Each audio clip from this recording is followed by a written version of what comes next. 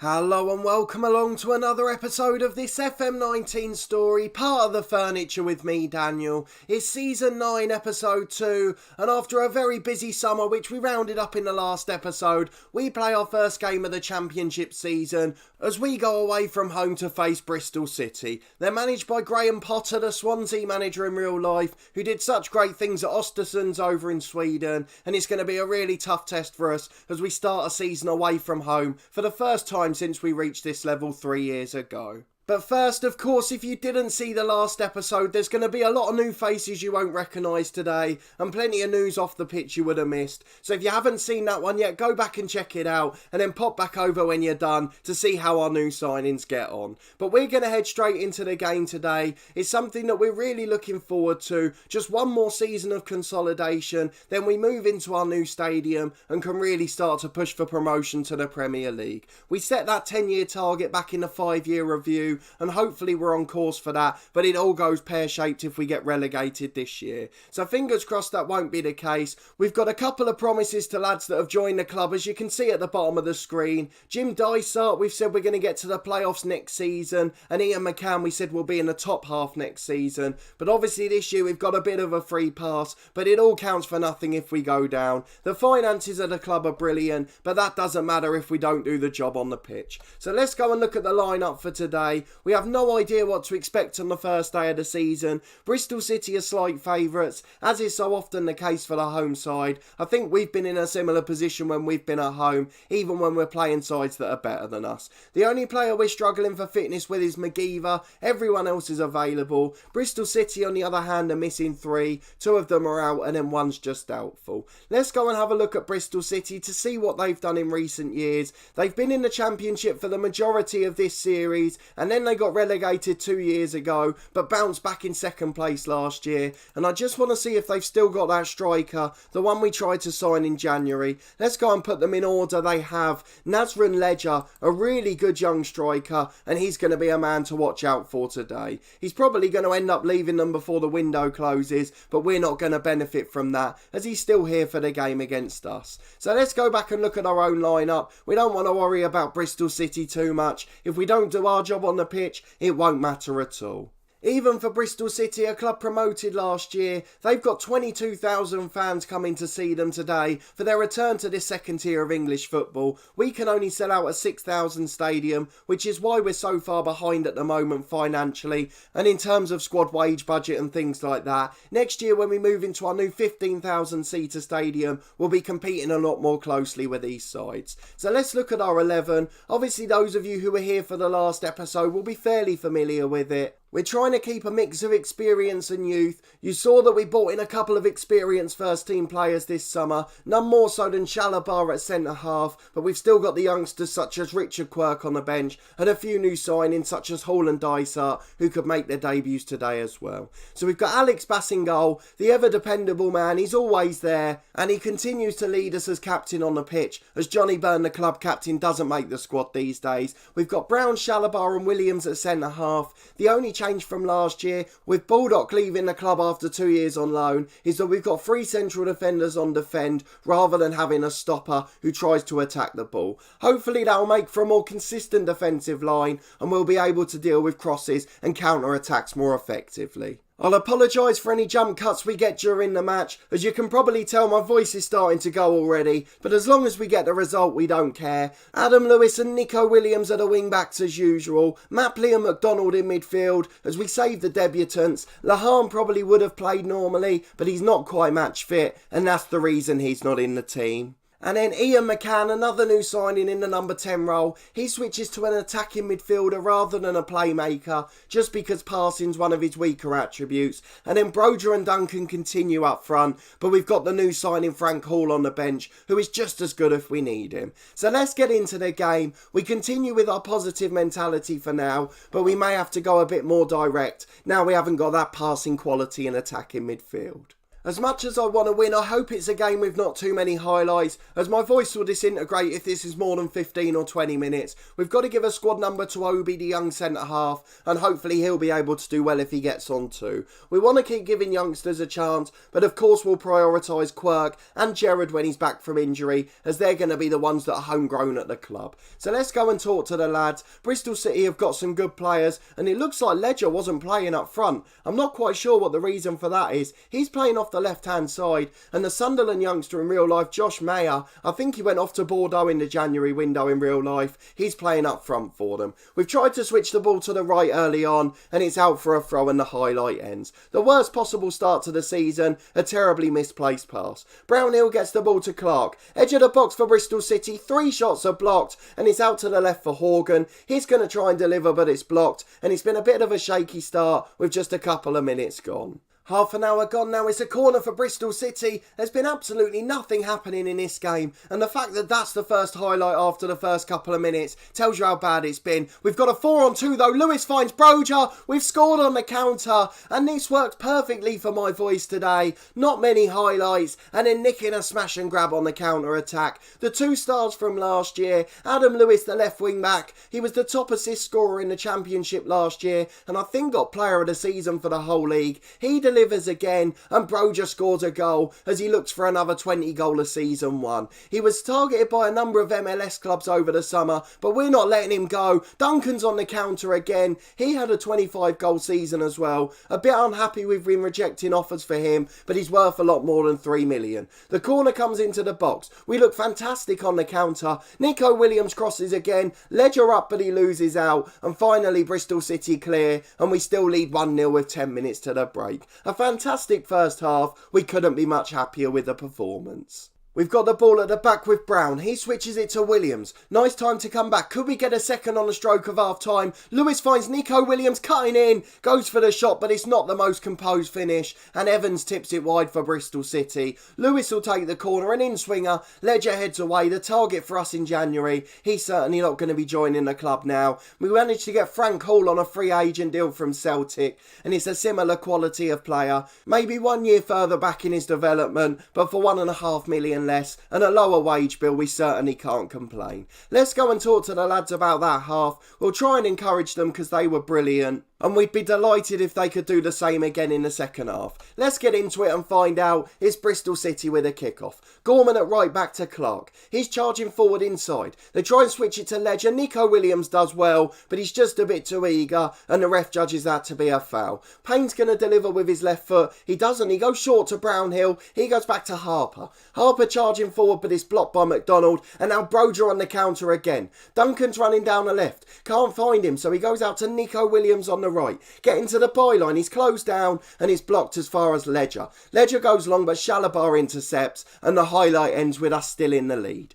It's Bristol City with a corner though. Clark gets up at the back post, but Nico Williams wins it. The voice is going, so hopefully this highlight ends soon, and it does as Clark puts a long range shot over the bar. Bass with a goal kick though. He finds Reece Williams. He charges it forward. Bobby Duncan's in. It's a brilliant ball by Williams. Duncan shoots. It's a great save by Evans, and it's behind for a corner kick. Adam Lewis taking it, the in-swinger. Horgan clears away as far as McCann. He gets it out to Lewis again. Delivers to Broja, is cleared, and Meyer comes forward on the counter. It's 1-on-5. We've got back quickly, and Meyer wastes it out for a throw. It's a throw on the left for Adam Lewis. He finds McCann. We've had a quick pause to get a drink, and the voice has come back a little bit, so hopefully it'll hold up for the last half an hour. The 3 highlights in a row really got it. But we'll be pleased if we get the win. That'll certainly cheer us up. Nico Williams gets it to Lewis into the middle. We're putting so many dangerous balls in. As Lewis goes again, but it's over. He's probably better at the crossing, especially rather than shooting on his weak foot. We've closed down the short goal kick. McDonald intercepts. Unfortunately, he hasn't got the composure in front of goal. But that's fantastic play by the lads, really pressing the short goal kick, preventing that distribution, and it's good to see the tactic working in full force. Payne gets the ball to Harper for Bristol City. Brownhill out to the right for Clark. He delivers. Nico Williams heads it up, and after a poor defensive record last year, we look really solid so far in this game. An hour gone, we'll make some subs in a moment. Let's see if we can see out a few more minutes. It's a corner and in-swinger for Adam Lewis. In towards Brown, but he's lost out in the air. McCann, the new signing. Can he find a bit of magic? Goes short to Mapley. We've got warnings to close people down. McCann goes for the shot. It's just wide of the post. A lovely curling effort. A quarter of the game to go. Lewis with the corner. Brown at the front post heads over the bar. We're really starting to pressure them from set pieces and crosses, but unfortunately we can't get our second goal and we may live to regret that. Nico Williams on the break. He gets it inside to Broja. Bobby Duncan's waiting to make the run, so it's forced back to McDonald. He goes forward to Duncan. Clark gets there, but he undercuts the back pass. Bobby Duncan's alive to the danger and he puts it into the back of the net. Evans had no chance in the goal and we finally lead 2-0. Let's go and make some changes with just under 20 to go and make sure we see out this game comfortably without letting them back into it.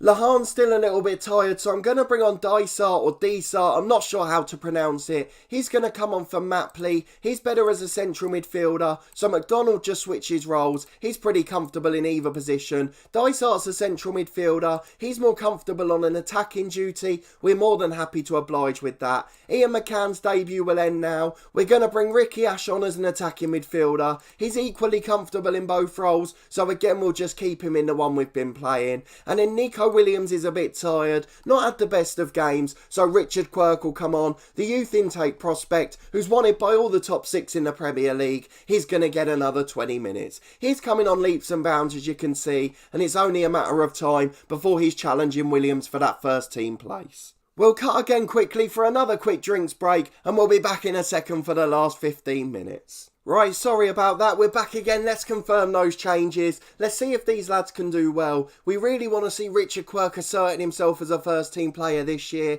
In the early stages of last season when we were bringing on, it looked like we were making a weaker change. When he had to start for a couple of months, he started quite shaky, was getting poor ratings and got better as the season went on. Now he's 2.5 star. He should be able to compete at this level, particularly against a newly promoted side. Dysart's the last man back from the corner cleared and now he's gone long forward. It's been cleared away by Bristol City. Brownhill in the centre circle for Roberts. Quirk's getting back there, doesn't do enough, and Clark's at the back post, in towards the back post, but Quirk clears again brilliantly. Duncan gets forward, Broja's onside. Can he find them in the middle? There's 2 in there. Broja wins the header and Evans tips it wide. Another brilliant chance on the counter and more danger from attacking crosses. Lewis with an in-swinging corner, Reece Williams with a woeful header, and it's out for a goal kick. It didn't even beat the line for the edge of the box. It's a short goal kick from Bristol City. They find Brownhill. There's not as much pressure this time. Over to Roberts on the right wing. Tries to deliver. It's deflected to Clark. And they've got one back. This means we've got to be defensive now.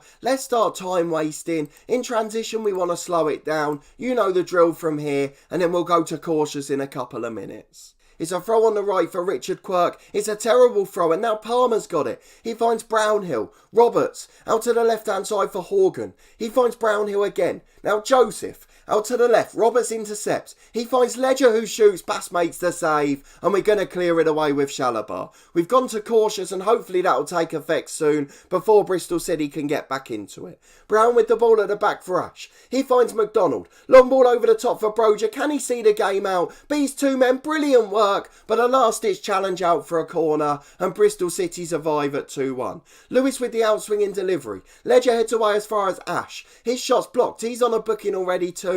McDonald's got a man overlapping, but he goes back to Brown. Brown's got time on the ball. He finds McDonald again. McDonald coming back on the right hand side. Doesn't look to be doing anything with it and loses the ball. Now Ledger's in on the right. He's going to try and cross it. Our right hand side that is, but the cross is cleared by Williams. Joseph shoots from the edge for Gorman. Gorman's shot's blocked and now Ash on the counter. It's 3-on-2. Bobby Duncan on the left. We've got 2 going into the middle of the box, but the cross is blocked behind for a corner.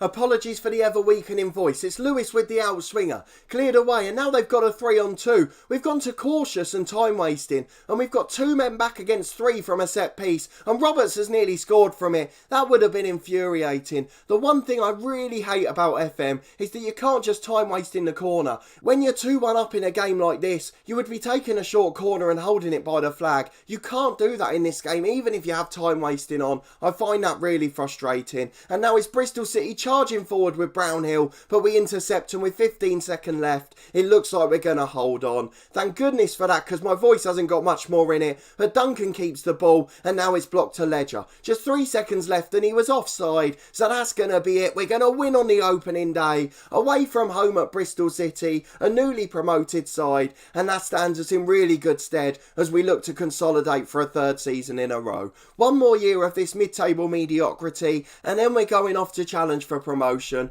A really good performance. Both of the strikers scored. We didn't get to give Hall a debut in the end, but I'm sure it's just a matter of time. The lads are delighted with the praise, and that's a really good first performance of the season, even if the commentary wasn't great due to the voice. There we go, 10 teams won on the first day of the season. We're level with all of them. No one won by more than 2 goals, so the goal difference is tight as well. That's perhaps the only thing that annoyed us in that game, as well as not keeping the clean sheet, is that we had 3 clear-cut chances to their none, but didn't take all of our chances. We keep making those mistakes, and unfortunately they'll cost us. We're going to keep an eye on Owen Jack this season at Palace in the Premier League, but their season hasn't started yet, as the Premier League's a week later. The media say we've edged them out. Bristol City actually evened up the shot count towards the end as they dominated the last 5 minutes and put us under pressure, to be fair, for a grandstand finish. We had a few debutants. McCann, Shalabar and Disa all made their first appearance for the club. And there'll be a few more in the second and third games, with Obi, Lahan and the young striker Hall all on the bench but yet to make their debuts. We'll deal with the press conference because we don't often do these on camera. We do pay a bit more attention now. After we got caught out once last year regarding a transfer matter, we just kept pressing the second option and it caused a bit of a disaster. We know Adam Lewis is a good player and surely he's enjoying his football. He isn't going to be leaving, whether he wants to or not. He's probably the most important player for us this season. He's our only bit of magic really in the team. Obviously Lahan could become the same later down the line, but in terms of permanent signings at the club, Adam Lewis is that bit of gold dust who can create a chance from nothing. We like Graham Potter, he's a good manager, he plays football the right way. Dysart made his debut off the bench, we're just not rushing him. We want to keep a continuity in the team so the cohesion doesn't go down too much, but we'll gradually introduce those new signings 1 or 2 at a time. If we go and have a look at the schedule for when we'll next be back, we've got Peterborough in the first round of the Carabao Cup. We're not going to worry about that. It's the last season when we're not focusing on the Cups. Although if our young backup players are developing well, we should be able to put up more of a fist of it. Based on previous seasons and the way the table's finished, you could argue we've got a fairly friendly start to the season. Bradford have always been down in the bottom half. Colchester survived on the final day last year. Hull had a poor season a couple of years ago. There's not too many big games down there. We're going to be back at the start of September, after the international break. The first 2 games are West Ham and Forest. They've both struggled in recent times, particularly West Ham, who have been in relegation dogfights for 2 or 3 years. And we'll be hoping we can get a good result over them as we head to the Olympic Stadium looking to get 3 points in that one. So that's the game we'll be back for. Obviously there's still another week of the transfer window and another 3 or 4 of the loan window, so there could be a few signings in and out to talk about in that one, as well as playing a big game against a highly reputable side. The fact we're competing on a level par with West Ham, even though they've had a slightly disappointing couple of years, shows just how far we've come and how well we're doing with Torquay United. But if you did enjoy this episode, please put a thumbs up on the video. Apologies again for the very husky Sean Dicest voice at times and the jumpy bits of commentary that led to. Let me know down in the comments after that first performance, where do you think we're going to be this year?